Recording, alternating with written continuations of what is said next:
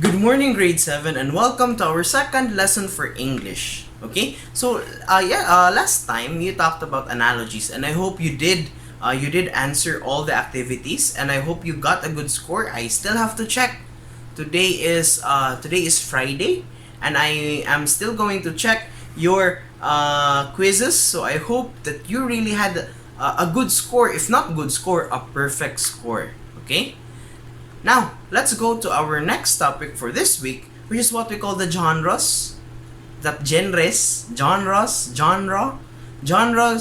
of non-print media.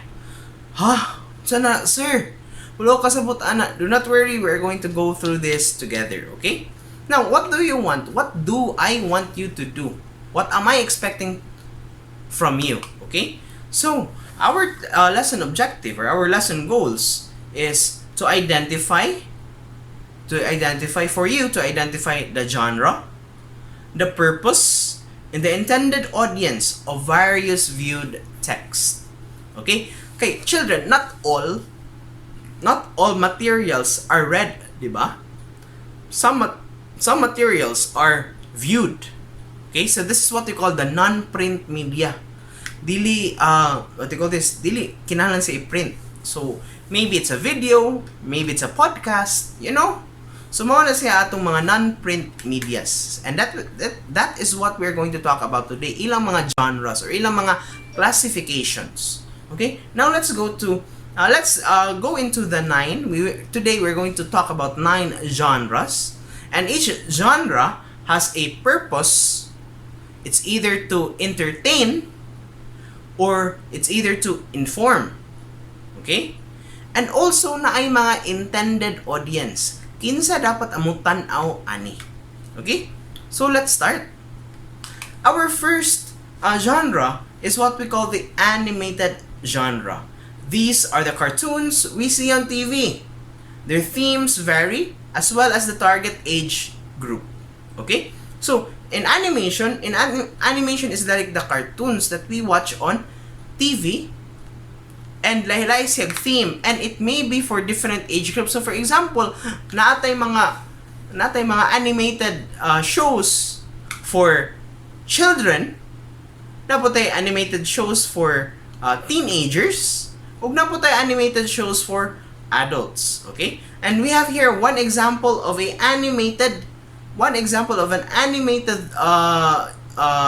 material is one of my favorite. I don't know if pareho tayong favorite. Si SpongeBob SquarePants. Okay? So, SpongeBob SquarePants is an example of an animated nga genre. And then, unsa may intended niya nga author, intended nga audience. Okay. Think about it. Unsa intended na audience sa SpongeBob? Diba? The intended audience of SpongeBob is kids. Diba? Kids or kanang mga at least teenagers. Kung napay ubang teenagers nga mobasa tanaw basin kamo, you like to watch SpongeBob.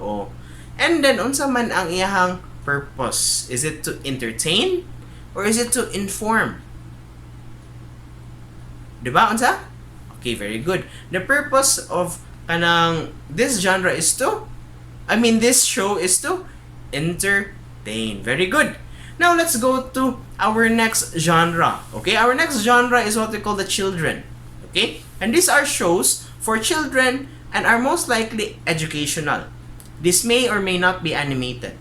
Okay, so basta ninyo na ba kay ang children nga genre kay puro sarapod ka ng animated? No. Okay, so we have this one example. Kani I don't know if some of you have watched, but I think sa inyo ning panahon nigawas ni siya na show. Okay? So we have Batibot. Familiar? O dili pagit familiar o mga kuan mo dili tay mo mga Pinoy. Okay? Now Batibot is a show. It's a educational show for kids. Okay, so nanatay intended audience, di ba? Ni ana nako, it's for kids, children. Alangan pug children ang genre ni ang intended audience kay adults, di ba? So kung children yun. O unsa man ang iyahang purpose? Is it to entertain or is it to inform? Okay? Say unsa man. So sa batibot unsa man, is it to entertain or is it to inform? Okay, very good. So most likely ang batibot is educational. Okay? Now let's go to the next genre. Our next genre is comedy.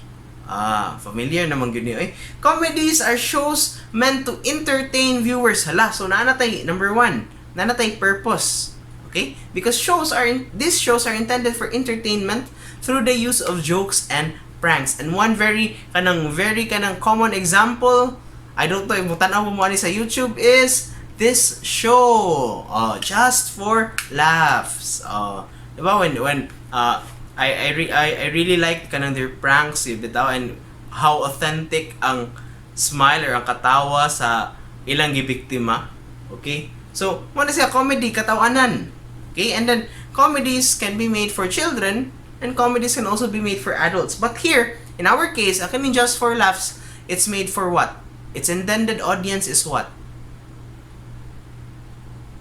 Okay, pwede bata, pero mostly ang intended audience yun sa just for laughs is adults. Okay? And unsa man siya?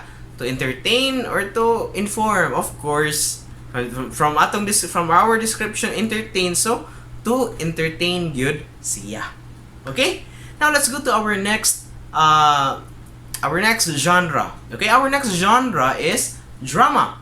And dramas are shows that are highly emotional, and the story always has sad parts, like conflict in families, betrayals. However, not all endings are sad sa drama, okay? Usually sa tanan, usually in most of the usually in dramas, always ang bida or ang protagonist prevails in the end. Okay, so unsa may pinaka-common nga drama na atong natanawan sa ato ang time, di ba? Unsa man? Very common. Wala na ni siya kay wala naman sarado naman ng EBS. Unsa gani ni? Ang probinsyano o drama sa gilag patay, sa gilag hilak-hilak, you know. Bisag unsa nila kapusil si Cardo, mabuhi gyapon siya. So because the protagonist always always prevails in the end. Mo ni characteristics sa drama, and ang probinsyano is an example of a drama. Now, let's go to our next genre. Our next genre is what we call the educational genre. Okay? So these shows are highly informative and can be intended for children, teenagers, and adults. Okay? So, kinda tricky ni siya, kay pwede man siya pang adults, pwede po siya pang teenagers, pwede po siya pang bata. And a lot of these shows are in documentary format. So, saan pasabot nga documentary format, sir? In one episode, naa sila gi-focus nga kanang tao, or naa sila gi-focus nga butang, or naa sila gi-focus nga lugar. And usahay pod, sometimes, educational shows also use demonstration, kana mag-demonstrate, kana bitaw magkuan, motudlo sila og kanang art. Like for example, in Facebook, I don't know if you're familiar with 5-minute crafts, di ba? 5-minute crafts is an example of an educational show because it teaches people how to do life hacks, or sometimes binuang na gyud ang mga hacks, di ba? So, mo natin gitawag na educational shows. And what's one example of an educational show that we see on TV? It's the kanisiya nga show. Very nice ang iyang mga documentaries. Sometimes, ang mga documentaries are for teenagers. Ilang mga documentaries are for adults. Okay? So, mo na siya, our educational example is the show Eyewitness sa GMA. Okay? So mao na sila. Next we go to our next genre, which is what we call the fantasy. Fantasy shows us unrealistic characters and plots. This may or may not be animated with a lot of visual effects. And this includes the use of magic and supernatural beings. Okay, so mga dili tinuod, mga Mugna lang sa huna-huna. And an example of this, a very common example of this is what we call the Avengers. Because Avengers are not real, diba? They're just made up. Okay, some of them are kind of supernatural, superhuman. Okay? So, mga na sila ang ato ang example for the fantasy. Sunod, let's go to another genre, which is the horror. Our next genre is what we call the horror genre. These shows are intended to scare audiences, usually by employing supernatural beings. Okay, so hadlok-hadlok yun siya. Diba? Dili yun siya nga katawanan. Horror nga katawanan. Diba? Dili mao. Okay, an example of our horror film, which ako kay I just saw this one and it's very nice for me. Ambot lang if katawanan ba fan ka ng it's nice ba for you, and I don't even think, diba, remember horrors are kanang not good for children, diba? And I don't think it's also good for you, but maybe some of you have watched this sa HBO or sa Fox movies. This movie, The Child's Play. Kana siya kay hadlok-hadlok yun na siya.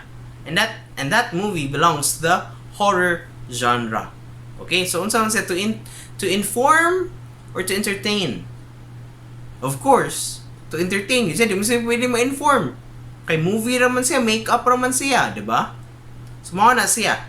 Next we have our next genre, which is the news. Okay? And these shows are used to inform the public about the latest updates in the world, in the country, and in the community. And of course, our example of this is the 24 Oras.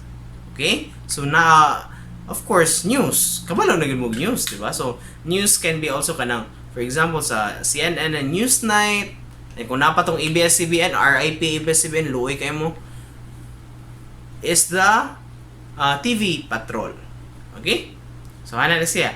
Next, our last genre is what we call the variety show. And variety shows include games, song and dance numbers, and other segments. So variety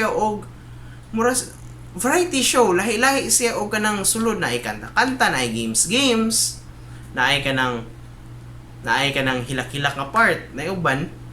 And a very good example of this is Eat Bulaga.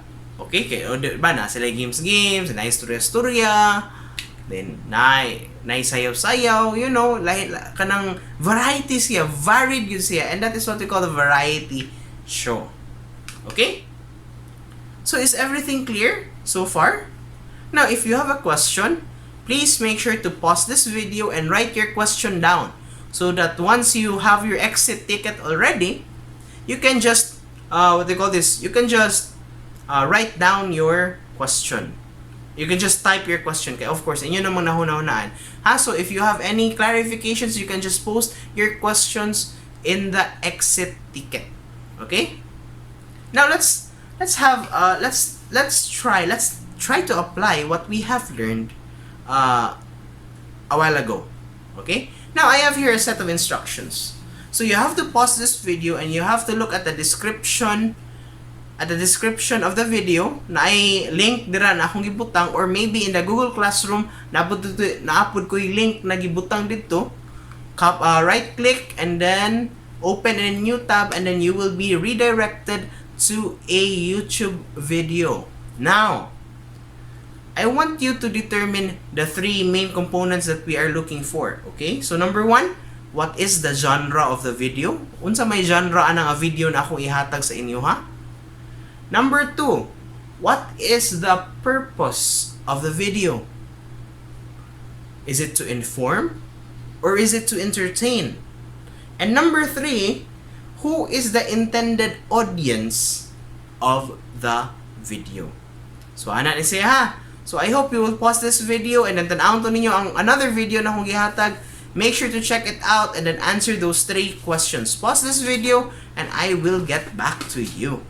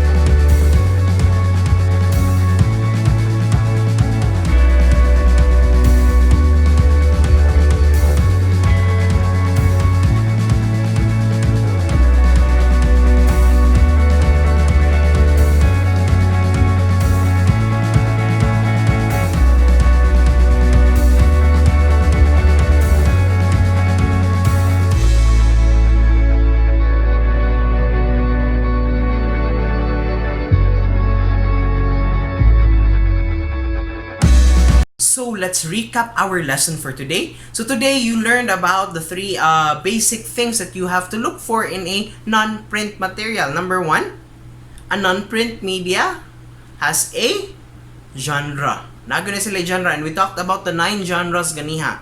Number 2 is that a non-print media has a purpose. So unsa may purpose na ya? Is it to entertain or is it to inform? And number 3, a non-print media has an intended audience. Para kang kinsa man na ang material na inyong gitan-aw or kanang atong i-analyze. Is it for kids? Is it for teenagers? Or is it for adults? Thank you everyone for listening. I hope you will have a good time with English. Make sure you answer the exit ticket that we have and ask questions because I will answer your questions. Okay? In the question time, if you're going to answer the questions by today, by tomorrow, by Tuesday, I will be answering them already. Okay? So make sure you do that one, and I hope you will have a good time answering our drills. Make sure sa drills, children ha, make sure sa drills nga ma-perfect mo. Mauragin akong hangyo sa inyo ha. Maitag ma-perfect mo sa drills. Bahala ka pilaon ninyo og balik how much you are going to answer the form. I don't care as long as it's gonna be perfect. I don't care if ka 10 pa man ninyong balikon ang forms as long as it will be perfect. Okay? And also, inigabot sa quiz, dapat ready na gud mo. Dili mo answer sa quiz nga dili pa mo sure sa inyong mga answers. Or dili pa mo sure nga makakuha mo og good score or at least a perfect score in the quiz. Okay? So thank you everyone for listening. I hope you will have a good time. This is Sir Kevin. Goodbye.